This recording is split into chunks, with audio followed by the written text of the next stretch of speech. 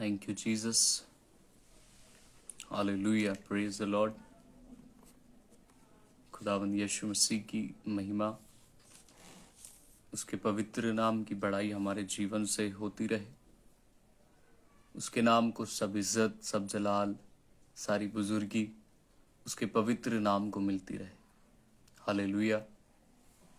क्यों हमारे लिए ज़रूरी है कि हम हर समय यहोवा को धन्य कहते रहें। दाऊद अपने भजन में कहता है, भजन 34 में, भजन संहिता 34 अध्याय उसकी पहली आयत में, कि मैं हर समय यहोवा को धन्य कहूँगा और उसके नाम की स्तुति निरंतर मेरे मुख से होती रहेगी, क्योंकि इसके अंदर ही हमारी खुशी और हमारी शांति छुपी हुई है। जितना अधिक हम परमेश्वर को धन्यवाद देते हैं, चाहे हमारे पास कुछ भी क्यों ना हो, हालांकि उसने हमें बहुत कुछ दिया है और हमारी योग्यता से भी बढ़कर के दिया है, लेकिन जो चीज़ें हमें चाहिए या जो हमारी ज़रूरत है, अगर वो हमारे पास नहीं है, हम अपने दुखों में, अपनी तकलीफ़ों में भी अगर परमेश्वर को धन्यवाद देते हैं, तो इससे हम परमेश्वर के नाम को आदर देते हैं और वो आशीषें, वो बरकतें परमेश्वर हमारे जीवन में खोल देते हैं।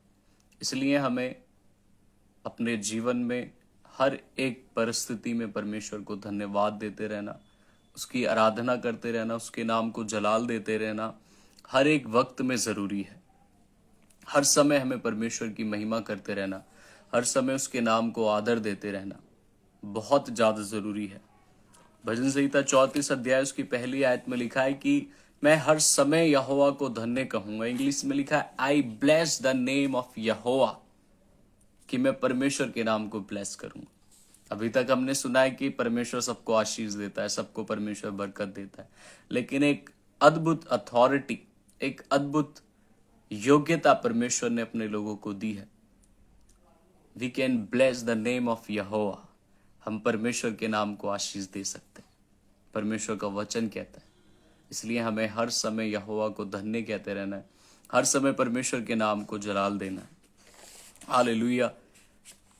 आज का जो विषय है, आज का जो टॉपिक है, वो यह है कि जो लोग निराशाओं में जा चुके हैं, जो अपने जीवन से हताश हो चुके हैं, जिनको समझ में नहीं आता कि अब क्या करना चाहिए, उनके लिए परमेश्वर ने आज का वचन दिया है। क्योंकि बहुत सारे मसीही ऐसे हैं, बहुत सारे परमेश्वर के बेटे बेटियां ऐसे हैं जो दुखों में, निराशाओं में, अकेलेपन में और हर तरह की दिक्कत में अपने जीवन को व्यतीत कर रहे हैं। ये बिल्कुल ऐसा है कि हमारे अंदर कोई बीमारी है और हमारे हाथ में उसकी मेडिसिन है और हम उसको खा नहीं रहे।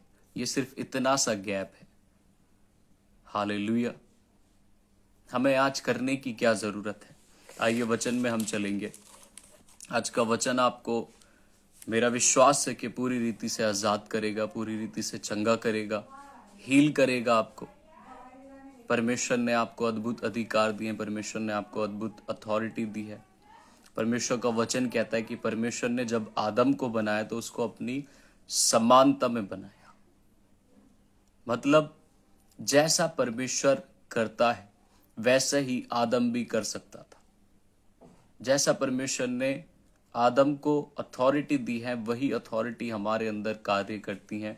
बस हमें उनको एक्टिवेट करना है, हमें उन अधिकारों को इस्तेमाल में लाना है। और जब तक हम उन अधिकारों को इस्तेमाल में नहीं लाते हैं, हम अपने जीवन में संघर्ष करेंगे। वो संघर्ष हमारी मेंटल लाइफ में हो सकता है, हमारी स्पिरिचुअल लाइफ में हो सकता है, हमारे पारिवारिक रिश्तों में हो सकता है, हमारे जॉब प्लेसेस में हो सकता है, जहाँ पर भी हम काम करते हैं।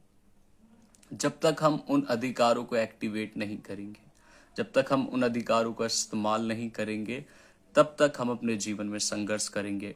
लेकिन जिस पल से हम अपने अधिकारों को इस्तेमाल करना शुरू करेंगे, जो अथॉरिटीज़ परमेश्वर ने हमें दी हैं, जब हम उनको इस्तेमाल करना शुरू करेंगे, हम अपनी लाइफ के हर एक संघर्ष से, हर एक स्ट्रगल से बाहर आना शुरू कर देंगे। तो आज के वचन को आपको बड़े ध्यानपूर्वक सुनना है। परमेश्वर का वचन मेरे और आपके लिए कहता है, लू का 10 अध्याय उसकी 18वीं आयत, लू का 10 अध्याय उसकी 18वीं आयत में लिखा है, उसने उनसे कहा, यानी कि परमेश्वर ने, यीशु मसीह ने अपने चेलों से कहा, मैं शैतान को बिजली के समान स्वर्ग से गिरा हुआ देख रहा था। देखो, मैंने तुम्हें सांपों और बिच्छुओं को रौंदने का और शत्रु की सारी सामर्थ पर अधिकार दिया है, और किसी वस्तु से तुम्हें कुछ भी हानि ना होगी। परमेश्वर का वचन कह रहा है, यीशु मसीह ने अपने चेलों से कहा कि मैंने शैतान को आकाश से बिजली के समान उतरते हुए देखा है। और नीचे 19वीं आयत में कह रहा है कि मैंने तुम्हें सांपों बिच्छुओं को रौंदने का और शत्रु की सारी सामर्थ पर अधिकार दिया है। 50% नहीं, 100% परमेश्वर ने शत्रु की सारी सामर्थ पर हमें अधिकार दिया है। तो परमेश्वर के वचन से हमें यहाँ पर क्या सीखना है? सबसे पहले हमें देखना है कि हमारी लाइफ में जो कुछ चल रहा है उसका आत्मिक रीजन क्या है, उसका आत्मिक कारण क्या है, वो किस वजह से हम अपनी लाइफ में स्ट्रगल कर रहे हैं। चाहे हम मेंटल लाइफ में स्ट्रगल कर रहे हैं, या फिर हमारी स्पिरिचुअल लाइफ में हम स्ट्रगल कर रहे हैं, अपनी फिजिकल लाइफ में हम स्ट्रगल कर रहे हैं, अपनी फैमिली लाइफ में अगर हम स्ट्रगल कर रहे हैं, तो उसका कोई ना कोई स्पिरिचुअल रीजन 100% होगा।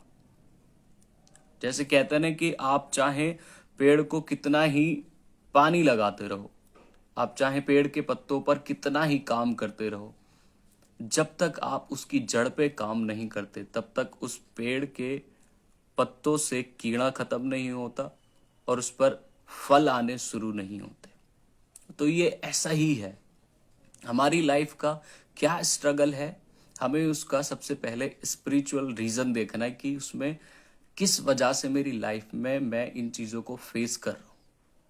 और सबसे बड़ा रीजन मैं ये समझता हूं, परमेश्वर का वचन हमें बता रहा है कि सबसे बड़ा रीजन यही है कि हम अपने अधिकारों को इस्तेमाल नहीं करते। हम आज भी लाइक ए बैगर, एक भिखारी की तरह परमेश्वर के सामने प्रार्थनाएं करते हैं कि परमेश्वर तू मेरा ये ठीक कर, परमेश्वर तू मेरा ये ठीक कर, परमेश्वर मेरी लाइफ को यहाँ ठीक कर, परमेश्वर मेरे सरदर्द को दूर कर, मेरी लाइफ, मेरे पारिवारिक रिश्तों को ठीक कर, हमारे हस्बैंड वाइफ के रिलेशनशिप को ठीक कर। हम परमेश्वर से विनती करते हैं, परमेश्वर से विनती करना जरूरी है, परमेश्वर से मांगना जरूरी है, लेकिन जो चीजें परमेश्वर ने हमें ऑलरेडी दे रखी हैं, परमेश्वर उनके लिए हमारी सहायता कभी नहीं करेगा। चाहे आप 40 रोजे रख लो, आप कुछ भी कर लो, जब तक आप अपने अधिकारों को इस्तेमाल नहीं करते, परमेश्वर कुछ भी चेंज नहीं करेंगे। गॉड गिव अस अथॉरिटी, परमेश्वर ने हमें अधिकार दिए हैं। हम जब तक उन अधिकारों का इस्तेमाल नहीं करते, लाइफ में कुछ भी चेंज नहीं होगा। परमेश्वर ने हमें सांपों बिच्छुओं को रौंदने का और शत्रु की सारी ताकत पर अधिकार दिया। सपोज करो, अगर कोई निराशा में अपने जीवन को व्यतीत कर रहा है, हमेशा वो सोचता रहता है, वो ओवर थिंकिंग करता है, तो वो परमेश्वर के वचन के द्वारा इस दुष्ट आत्मा को, इस शैतान को, इस शत्रु की ताकत को अपने जीवन से डांट सकता है। किस बात की चिंता मैं करता हूँ, किस बात की फिक्र मैं करता हूँ। परमेश्वर का वचन साफ कहता है कि मैं तेरी चिंता करता हूँ। हमें परमेश्वर के वचन से लड़ना नहीं आता। शैतान हमें पुश करता है, हमें दबाता रहता है, हमें दुख देता रहता है कि तेरा क्या होगा, तेरा भविष्य क्या होगा, तेरी फैमिली क्या होगी। बहुत सारी चीज़ों के विषय में हम स्ट्रगल करते हैं, लेकिन हम कभी भी परमेश्वर के वचन का इस्तेमाल नहीं करते। क्या रीज़न है हमारा कि हम परमेश्वर के दिए हुए अधिकारों का इस्तेमाल नहीं कर रहे? शायद हमने अभी तक सच्चे दिल से तौबा नहीं की, शायद हम अभी भी परमेश्वर के पीछे चलने का दिखावा कर रहे हैं, शायद हम अभी भी प्रार्थनाएं एक रिलीजियस रीति पर कर रहे हैं कि हमें प्रार्थना करनी क्योंकि हम मसीह हैं, एक मसीह घर में हमने जन्म लिया है, इसलिए। कुछ भी नहीं बदलेगा, कभी भी नहीं बदलेगा। जब तक आप अपने आप को नहीं पहचान लेते, परमेश्वर ने आपको क्या अथॉरिटी दी है, परमेश्वर ने आपको क्या अधिकार दिया है, परमेश्वर ने आपको बुलाया क्यों है, आप हैं कौन, आप क्या कर सकते हैं, परमेश्वर का वचन ही आपके जीवन की हर एक समस्या का हल है। जब तक आप इस बात को नहीं समझते, आप अपनी लाइफ में हमेशा संघर्ष करेंगे। हालेलुया। सबसे बड़ी ताकत, पाप की ताकत जो है यूथ के लिए, यूथ हमेशा पाप में, व्यभिचार में स्ट्रगल करता है, लेकिन कभी भी अपने आत्मिक जीवन पर गौर नहीं करता, कभी भी अपने प्रार्थना के जीवन को मजबूत करने की कोशिश नहीं करता, प्रार्थना में टिक के बैठने की कोशिश नहीं करता। यही रीजन है कि शैतान उसको बार बार पाप में गिराता है। हालेलुया। परमेश्वर ने तो आपको शैतान पर, व्यभिचार या सब कुछ पे परमेश्वर ने अधिकार दिया है, फिर आप क्यों इसके सामने सरेंडर कर देते हैं? क्यों? क्योंकि आप मजबूत नहीं है। परमेश्वर का वचन साफ कहता है इफिसियों 6 अध्याय उसकी 11वीं आयत में कि तुम प्रभु और उसकी शक्ति के प्रभाव में मजबूत बनो। हम कब चीजों का सामना कर सकते हैं? मैं व्यभिचार का सामना करने के लिए आपसे नहीं कह रहा, लेकिन हम परिस्थितियों का सामना कैसे कर सकते हैं, और अदर परिस्थितियों का, डिप्रेशन का, निराशाओं का, घर के लड़ाई झगड़ों का, कलेशों का, बंधनों का कैसे सामना कर सकते हैं? जब हम इटर्नली अंदर से, अपने अंदर से जब हम मजबूत हो जाएंगे, तो लाइफ का हम पर कुछ भी वार नहीं कर सकता, कुछ भी हम पर हावी नहीं हो सकता। कोई डिप्रेशन हमारा हिस्सा नहीं है, कोई बीमारी हमारा हिस्सा नहीं, कोई रोग हमारा हिस्सा नहीं है, कोई ओवर थिंकिंग हमारा हिस्सा नहीं है, क्योंकि यीशु मसीह ने हमें आजाद कर दिया। He said on the cross, it is finished। ये तमाम हुआ, ये पूरा हुआ। यीशु मसीह ने क्रॉस के ऊपर क्या कि पूरा हुआ, यानी कि क्या पूरा हुआ? आपके स्वर्ग जाने के रास्ते सीधे हो गए हैं, अब कोई रुकावट नहीं है। जस्ट तौबा करो और परमेश्वर के राज्य में आप जाने के योग्य बन गए हैं।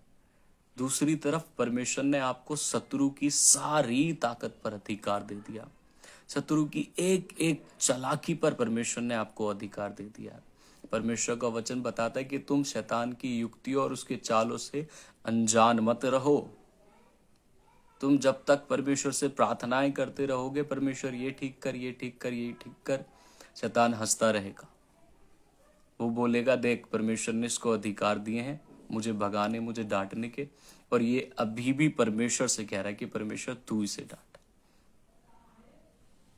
यीशु मसीह ने आपको इनफ स्ट्रेंथ, इनफ अथॉरिटीज, सब कुछ परमेश्वर ने आपको दिया है। परमेश्वर ने आपको गन दे दी है, spiritual gun, spiritual authorities, just आपको चलानी है, आपको इस्तेमाल करना है। कैसे इस्तेमाल करेंगे? जब आप प्रार्थना में अपने आप को मजबूत करेंगे। तो ये वचन आपके लिए परमेश्वर ने दिया है कि रोते मत रहो, भिखारी की तरह परमेश्वर के सामने प्रार्थना मत करते रहो। परमेश्वर ने आपको पूरी अथॉरिटी दी है जीवन को आनंद और शांति से जीने के लिए। हालेलुया। परमेश्वर आपको बहुत ऐसे ब्लेस करे, आशीषित करे। सब अंधकार की शक्तियां आपके जीवन से नाश होने पाए। जो भी आपके डिप्रेशन की ताकत है वो यीशु के नाम से खत्म होने पाए। हालेलुया। मेरा विश्वास है कि आज के वचन से आपने सीखा है आपको अपने अधिकारों को लेना है और शैतान को अपनी लाइफ से डांटना है, चीख के डांटना है, जोर से डांटना है। कुछ आपने देखा हो, गली के कुछ कुत्ते जो होते हैं वो ढीठ होते हैं।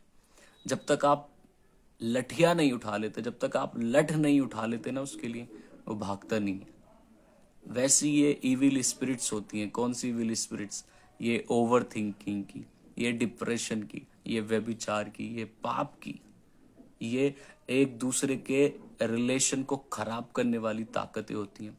जब तक आप इनको डांटेंगे नहीं, परमेश्वर के वचन से इनका सामना नहीं करेंगे, ये आपकी लाइफ से हिलने की भी नहीं। तो परमेश्वर ने आपको अथॉरिटी दी, अब आपको देखना है कि मुझे उनको इस्तेमाल करना है या नहीं करना। हालेलुया। आप एक राजा के बेटे हैं। आप सुबह जाकर के राजा से ये नहीं कह सकते कि राजा जी मुझे कुछ खाना दो। राजा आपको डांटेगा कि बेटे सब कुछ तेरा ही है, ये सारा राज्य तेरा ही है, बस मेरी आज्ञा का पालन कर और मेरे साथ राज्य कर। वैसे ही परमेश्वर ने आपको भी अधिकार दिए हैं, जस्ट आपको यूज करने हैं, आपको उनका इस्तेमाल करना है पवित्रताई में रह करके। पवित्रताई में रह करके आपको अपने अधिकारों का इस्तेमाल करना है, अपने जीवन से हर एक अंधकार की शक्ति को डांटना है। हालेलुया। आज से अपने प्रार्थना के जीवन को मजबूत करो, वचन के जीवन को मजबूत करो। हर एक उस कनेक्शन को ख़त्म करो जो डेविलिस्ट है, जो शैतानी है, वो चीज़ें, वो काम जो आपको परमेश्वर से दूर करते हैं, उनको दूर करो। प्रभु आपको इन वचनों के द्वारा बहुत ऐसे ब्लेस करे, आपको हिम्मत और ताकत दे, ग्रेस दे आगे बढ़ने की। सब कुछ जय मसीह की।